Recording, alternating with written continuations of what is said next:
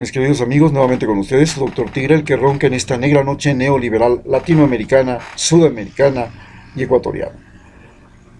Hoy hablaremos acerca de el rol que ha tenido las pestes para cambiar la conducta humana en la historia de la humanidad, para cambiar las formas de gobierno, para cambiar la forma en que nosotros los seres humanos nos relacionamos. Basta con que empecemos mencionando que la primera oleada de seres libres que nacen en el mundo nacen en el imperio egipcio cuando los judíos deciden liberarse de sus esclavizadores, de sus opresores, gracias a que llegan las 7 plagas de Egipto, y entre ellas llega la viruela y el sarampión, especialmente el sarampión aparentemente, porque mata fundamentalmente a los niños de los emperadores de Egipto. Así pues, después de eso, las pestes han sido fundamentales en movilizar a la población humana de un lugar a otro. Pasamos de una etapa en que la esclavitud, es decir, la apropiación de la vida de otros seres humanos, era el objetivo fundamental de los gobiernos. El Imperio Romano llegó a ser la máxima expresión de este modelo de gente, en que lo más importante para ellos era la esclavitud, tener bajo su poder seres humanos a los que les sometía, los convertía en soldados, los convertía en trabajadores agrícolas, trabajadores mineros, trabajadores de la arquitectura y de las grandes construcciones. Es decir, eran los seres humanos lo más valioso que ellos buscaban y querían conseguir de otros países, de otros reinos. Luego de esto, pues ya se dio un cambio gracias a las pestes, porque el Imperio Romano también cae, porque primero pues llegan los hunos, luego llegan ya en el Imperio de Constantinopla, pues ya llegan los mongoles, ya llegan los otomanos, y los dos utilizan la peste, la peste bubónica, para consolidarse, y cambian el orden de Europa, y entramos de una sociedad donde lo más importante ya no es el ser humano, sino que lo más importante es la tierra, básicamente la tierra, tener tierras, y que esta obsesión de tener tierras nace después de una peste, la peste bubónica.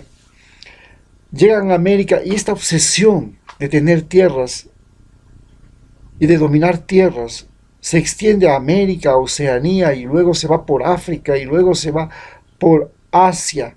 Es el sentir que la tierra es propiedad no de los reyes en sí, es de los terratenientes. Y así nace en la sociedad terrateniente, denominada también sociedad feudal, donde ya no hay esclavos solamente porque sí había esclavos, sino que a los esclavos también se les suma los denominados peones. ¿Qué diferencia había entre un esclavo y un peón? Es que en el esclavo se decía que él no tiene alma, y por tanto el amo podía disponer de la vida de ese ser humano.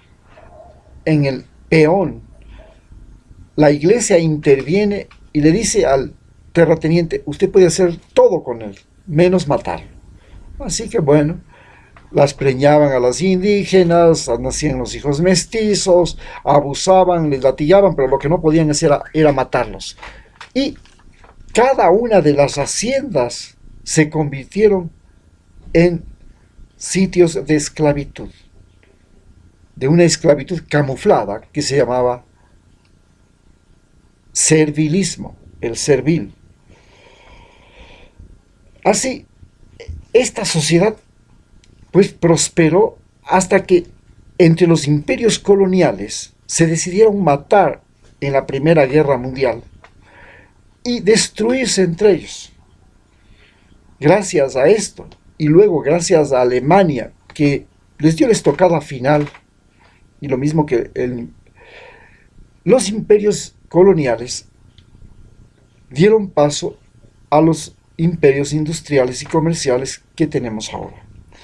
En los imperios comerciales e industriales, también las pestes decidieron muchas cosas. Por ejemplo, el cólera en Inglaterra cambió el sentido y la organización de las ciudades, porque el imperio comercial e industrial se fundamenta en la ciudad.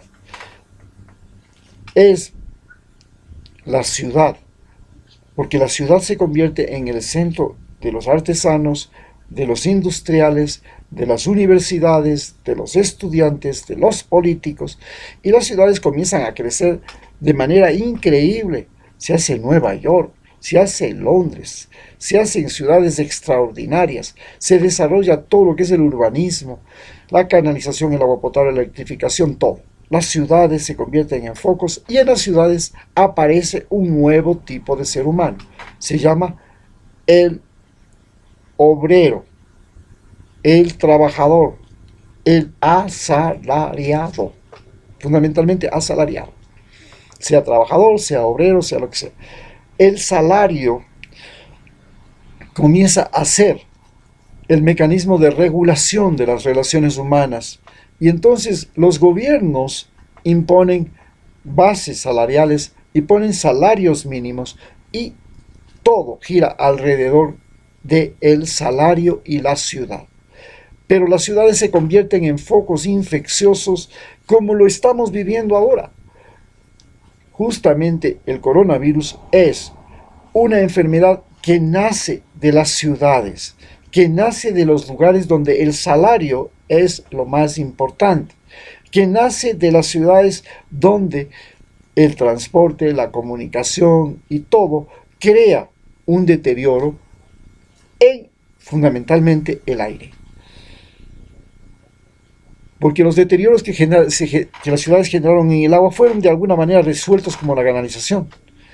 Los deterioros que generaron en el suelo fueron resueltos porque se llevaron los animales y las plantaciones más lejos. Ya las plantaciones comenzaron a utilizar pesticidas, los pesticidas a su vez afectaron a las ciudades con los productos que tienen pesticidas, que son el origen del cáncer, pero las pestes de los animales ya no estaban muy cerca de los seres humanos.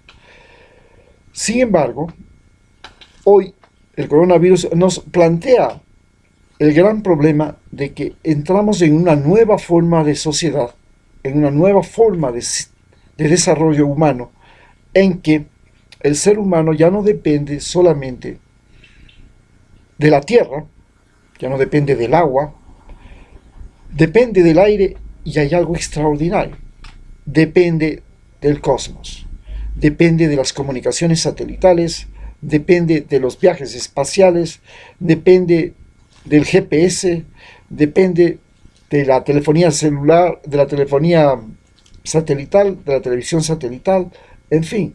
Esto cambia el orden de las cosas.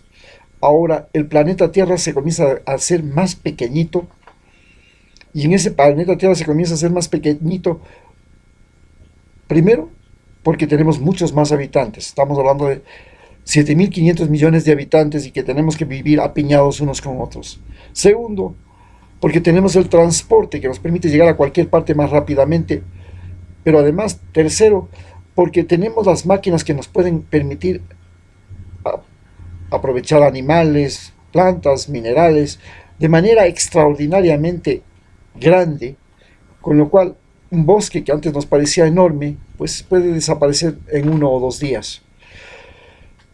Y finalmente, esto de que ya vivimos en un país que es pequeño para nosotros, nos lleva a pensar seriamente en una nueva forma de convivencia humana que tiene que tener presente y en su mente que tiene que empezar una conquista espacial, como un día Europa, cuando ya se vio en aprietos, cuando ya se vio pequeña, pues se fue a conquistar América. Esta es la sociedad a la que nos estamos empujando y a la que nos está empujando el coronavirus. La sociedad denominada la sociedad de la colaboración. Muchas gracias.